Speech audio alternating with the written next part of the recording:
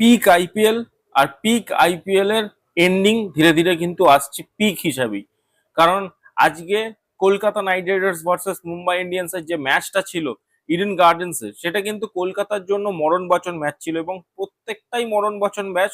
জিতলেও কিন্তু প্লে অফসে যাওয়া সিকিউরড নয়, বিকজ রাজস্থান রয়্যালস তাদের নিজেদের যে লাস্টের আগের ম্যাচ সেটা জিতে গেছে এবং রাজস্থান যদি লাস্ট ম্যাচ মুম্বাইয়ের বিরুদ্ধে জিতে যায় তাহলে স্ট্রেট কোয়ালিফাই কিন্তু রাজস্থানই করবে। বাট যদি রাজস্থান ওই দিন হেরে যায় তাহলে কিন্তু এখনো 4 থেকে 5টা টিম এই একটা পজিশনের জন্য কম্পিটিশনে থাকবে। রাজস্থান নিজেও থাকবে, বাট তার সাথে কলকাতা, দিল্লি, চেন্নাই, পাঞ্জাব, এই 4টে টিমও কিন্তু কোয়ালিফিকেশনের রেসে থাকবে। তো দেখার বিষয় কে আলটিমেট একটা স্পটে কোয়ালিফাই করে। আজকের ম্যাচের যদি আমি ওভারঅল রেজাল্ট বলি, একটা একতরফা ম্যাচ হতে পারতো, ওয়ান সাইডেড ম্যাচ হতে পারতো, বাট সেই ম্যাচটাকেও কোনো না কোনোভাবে লাস্ট ওভার, আগের ওভার অব্দি নিয়ে গিয়ে ফিনিশ করে কলকাতা নাইট রাইডার্স। যদিও তারিফ করতেই হবে, কিছু কিছু জিনিসের তারিফ আছে কিন্তু করতে হবে। প্রথম থেকে যদি ওভারভিউ বলি, কলকাতা নাইট রাইডার্স এর ক্যাপ্টেন আজিঙ্কিয়া রাহানে টসে জেতে এবং বোলিং করার সিদ্ধান্ত নেয়, ভালো কথা। আর কেকেআর এর বোলাররা যে কিন্তু একটা অন্য মানসিকতা নিয়ে বোলিং করতে এসেছিল। ফার্স্ট অফ অল এর মেন ইম্প্যাক্টটা হচ্ছে কিন্তু ভাইভা বারোরা যা বোলিং ছিল এই সিজনে, সে খুবই বাজে ফর্ম দিয়ে যাচ্ছিল। তার জন্য ভাইভা বারোরার বদলে সৌরভ দুবে কিন্তু অসাধারণ একটা ফাইন, অসাধারণ ফাইন। সৌরভ দুবে এবং কার্তিক ত্যাগীর যে জুটিটা বোলিং ওপেন করে, তারা কিন্তু দুর্দান্ত ভালো একটা স্টার্টিং দেয়। সৌরভ দুবে রোহিত শর্মাকে আউট করে দেয় মাত্র 13 বলে 15 রান করে। দেন রায়ান রিকলেন্টনকে কিন্তু ক্যামেরন গ্রিন আউট করে, নমন ধীরকেও কিন্তু ক্যামেরন গ্রিন আউট করে দেয়, সূর্যকুমার যাদবকে সৌরভ দুবে কিন্তু আউট করে দেয়। দেন কার্তিক ত্যাগী তিলক ভার্মাকে আউট করে, 32 বলে 20 রান করে। তিলক ভার্মা এবং হার্দিক পান্ডিয়া একটা পার্টনারশিপ করার চেষ্টা করেছিল, তাদের 4 উইকেট মাত্র 41 রানেই পড়ে গেছিল। তারপরে কিন্তু তিলক ভার্মা এবং হার্দিক পান্ডিয়া দুজনে মিলে একটা পার্টনারশিপ করার চেষ্টা করে, বাট তারা বল অনেক বেশি কনজিউম করে না, খুব টাইট বোলিং হচ্ছিল। আজকে ইডেনের পিচা, এই ইডেনের যে পিচটা সেটা কিন্তু মোটেই ট্র্যাডিশনাল ইডেনের পিচ হয় না, সেই পিচ কিন্তু ছিল না। তার কারণ আজকের পিচে কিন্তু বল টার্ন হচ্ছিল, আনইভেন বাউন্স ছিল, সেগুলো কিন্তু দেখা যাচ্ছিল। তো তিলক ভার্মা হার্দিক পান্ডিয়া অনেক সময় নেয়, বাট তারপরেও কিন্তু কার্তিক ত্যাগী তিলক ভার্মাকে 32 বলে 20 রানের স্কোরে আউট করে দেয় এবং হার্দিক পান্ডিয়াকে 27 বলে 26 রানের স্কোরে সুনীল নারিন বোল্ড করে দেয়। এরপর উইল জ্যাক্স 7 বলে 14 রান করে, বাট সেও রান আউট হয়ে যায়, রিঙ্কু সিং এর একটা রান আউট হয়ে যায়।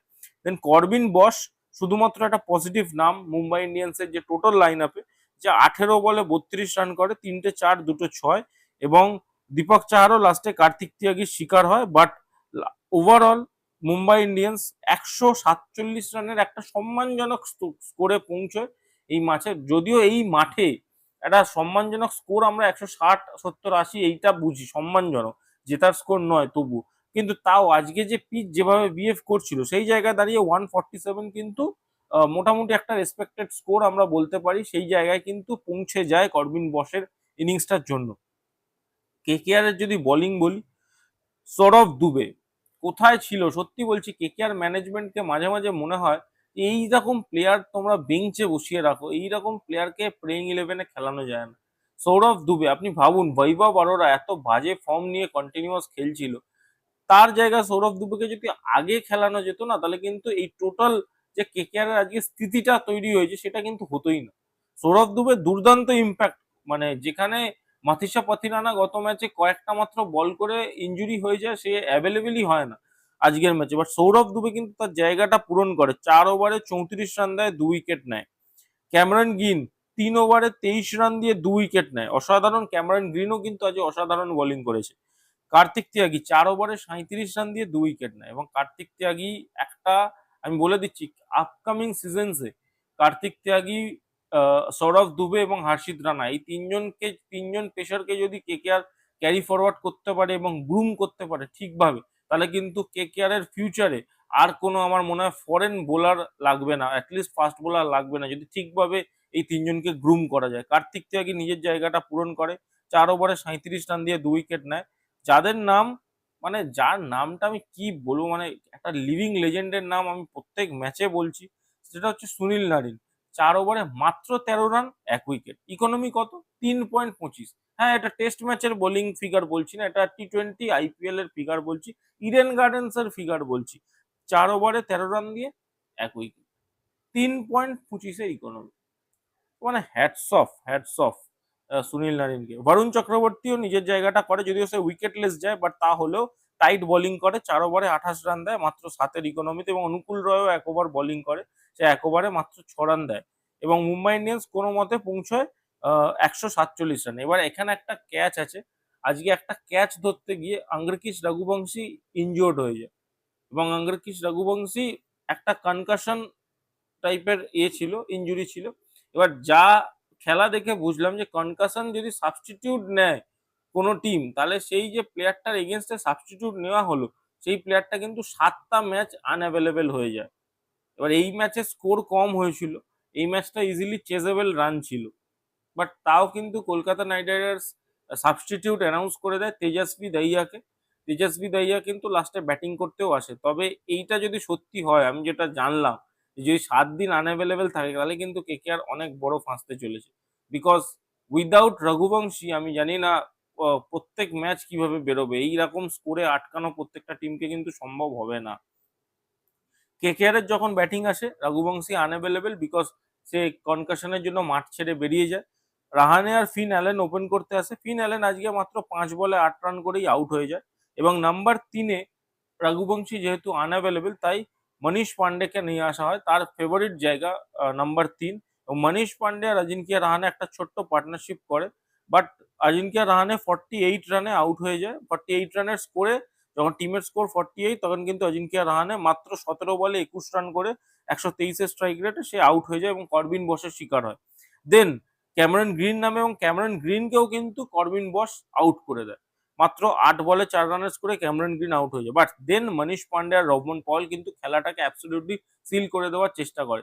যদিও দুটো স্পিনার আল্লাহ গাজনফার এবং আহ, অবশ্যই রঘুবীর শর্মা, এই দুজন কিন্তু খুব ভালো বোলিং করছিল, তাদের দুজনের বোলিং চট করে খেলতে পারছিল না, কিন্তু রোবমান পাওয়েল বিশেষ করে অনেকক্ষণ ধরে স্ট্রাগল করছিল, বাট সে কিন্তু নিজের উইকেটটা থ্রো করেনি। একবার যদি একটা ক্যাচ তার উঠে গেছিল, যেটা দীপক চাহারা রবিন মিন্সের মাঝখানে পড়ে যায়, ওইটা ছাড়া কিন্তু রোবমান পল খুব একটা চান্স দেয়নি। যদিও খেলতে তার স্ট্রাগল হচ্ছিল, বোঝা যাচ্ছিল, তবুও তার খুবই ক্রিটিক্যাল একটা ইনিংস আমি বলবো, যেটা রোবমান পাওয়েল খেলেছে আজকে।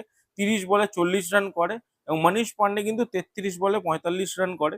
মনীষ পান্ডেকে জসপ্রীত বুমরা আউট করে দেয়, এবং রোবমান পাওয়েলকে 30 বলে 40 রানের স্কোরে আল্লাহ গজনফর আউট করে দেয়। বাট তারপর রিঙ্কু সিং ব্যাটিং করতে নামে, আর তেজস্বী দাহিয়া ব্যাটিং করতে নামে। হ্যাঁ, আজ অঙ্গরকিশ রঘুবংশীর বদলে তেজস্বী দাহিয়া 12 বলে 11 রান করে, সাবস্টিটিউট হিসাবেই সে ব্যাটিং করতে নামে। 12 বলে 11 রান করে, করবিন বস তাকে আউট করে দেয়। খুব একটা সেটেলড মনে হচ্ছিল না তেজস্বী দাহিয়াকে দেখে, যেভাবে সে ব্যাটিং করছিল দেখে একদমই সেটেলড মনে হচ্ছিল না। তো অনেকক্ষণ ধরে স্ট্রাগল করছে, একটা দুটো এজ লেগে 4 হয়ে গেছে ঠিকই, বাট খুব একটা সেটেলড মনে হচ্ছিল না। তো সে 12 বলে 11 রান করে করবিন বসের শিকার হয়, আউট হয়ে যায়। দেন রিঙ্কু সিং একটা অ্যাজ ইউজুয়াল ম্যাচ, 1 ওভার বাকি থাকতেই কিন্তু ম্যাচটা জিতিয়ে দেয়, এবং কলকাতা নাইট রাইডার্স ফাইনালি তারা কিন্তু 13 পয়েন্টে পৌঁছে গেছে। টেবিলের যদি সিনারিও বলি, কলকাতা এখন 6 নম্বরে আছে, 13 ম্যাচে 6টা জয়, 6টা হার, এবং 13 পয়েন্টস, একটা নো রেজাল্ট। এবার পাঞ্জাব কিংসও সেম, 13 ম্যাচে 6টা জয়, 6টা হার, 13 পয়েন্টস, এবং নেট রান রেটসে পাঞ্জাব কিংস কিছুটা এগিয়ে আছে। এবং বিষয় হলো যে পাঞ্জাব কিংস প্রথম 6টা ম্যাচে আনবিটেন ছিল, এবং কলকাতা নাইট রাইডার্স প্রথম 6টা ম্যাচে একটাও জিততে পারেনি ম্যাচ নিজেরা। তো সেই জায়গা থেকে দাঁড়িয়ে দুটো টিম সমানে সমানে দাঁড়িয়েছে, এটা কিন্তু অনেক বড় ব্যাপার। যদিও এখনো আমরা এজ দিয়ে রাখছি রাজস্থান রয়্যালসকে, বিকজ রাজস্থান রয়্যালস 13 ম্যাচে 7টা জয়, 6টা হার, তার সাথে কিন্তু তাদের 14 পয়েন্ট, এবং একটা ম্যাচ যেটা বাকি আছে সেটা যদি তারা জিতে যায় 16 পয়েন্টস হয়ে যাবে। যেখানে কলকাতা বা পাঞ্জাব দুজনই কিন্তু যদি নিজেদের লাস্ট ম্যাচ জেতে, তারা কিন্তু 16 পয়েন্টসে যেতে পারবে না। এটা কিন্তু প্রথম। এবং দ্বিতীয় কথা, যদি রাজস্থান ওই দিন হেরে যায় এবং কলকাতা আর পাঞ্জাব নিজেদের আপকামিং ম্যাচ হেরে যায়, তাহলে কিন্তু দিল্লি আর চেন্নাইয়ের জন্য চান্স হয়ে যাবে 14 পয়েন্ট করে নেট রান রেট সুধরিয়ে 4 নম্বর পজিশনে ফিনিশ করা। তো এখনো কিন্তু টেকনিক্যালি দেখতে গেলে Chennai, CSK, sorry DC, CSK, KKR, PBKS এবং আরআর, এই 5টা টিমই কিন্তু কন্টেস্টে আছে। এবং কালকে গুজরাট বনাম সিএসকে এর খেলা, গুজরাটও কিন্তু চাইবে না যে নাম্বার 3-4-এ ফিনিশ করতে, তো তারাও কিন্তু লাস্ট ম্যাচ মরিয়া হওয়ার জিততে চাইবে মরিয়া হয়ে, এবং চেন্নাইয়ের সাথেই খেলা, চেন্নাই কিন্তু হারলেই ফুটে যাবে, চেন্নাইও জানে। তো সেই জায়গায় দাঁড়িয়ে আইপিএল কিন্তু টোটালি জমে গেছে। আমরা কেকেআর ডাগ আউটের লাস্ট দিন একদম অধীর আগ্রহে তাকিয়ে থাকবো দুটো খেলার জন্যই। অবশ্যই রাজস্থান বনাম প্রথম খেলাটা যেটা আছে মুম্বাই, সেই খেলায় কিন্তু মুম্বাই যদি না জিততে পারে তাহলে কিন্তু কলকাতা খেলা শেষ হয়ে যাবে। আর যদি সেই ম্যাচটা মুম্বাই জিতে যায় আর রাজস্থান হেরে যায়, তাহলে কিন্তু লাস্ট ম্যাচ, আমি বলছি, one of the interesting match হবে কিন্তু এইবারের আইপিএল এ। তো আপনাদের কি মতামত ডেফিনেটলি কমেন্ট করে জানান। কেকেআর এর জয় সম্বন্ধে আপনারা কি বলতে চাইছেন অবশ্যই কমেন্ট করে জানান। ভিডিওটা ভালো লাগলে ভিডিওটা লাইক করে দিন, বন্ধু বান্ধবদের সাথে শেয়ার করে দিন, এবং চ্যানেলে নতুন হয়ে থাকলে কিন্তু চ্যানেলটাকে সাবস্ক্রাইব করে দিয়ে যেতে ভুলবেন না। কেকেআর ডাগ আউটের নতুন একটি এপিসোড নিয়ে আমরা আবার রবিবার হাজির হব। এই বলে আমি ভিডিওটা শেষ করছি। Thank you.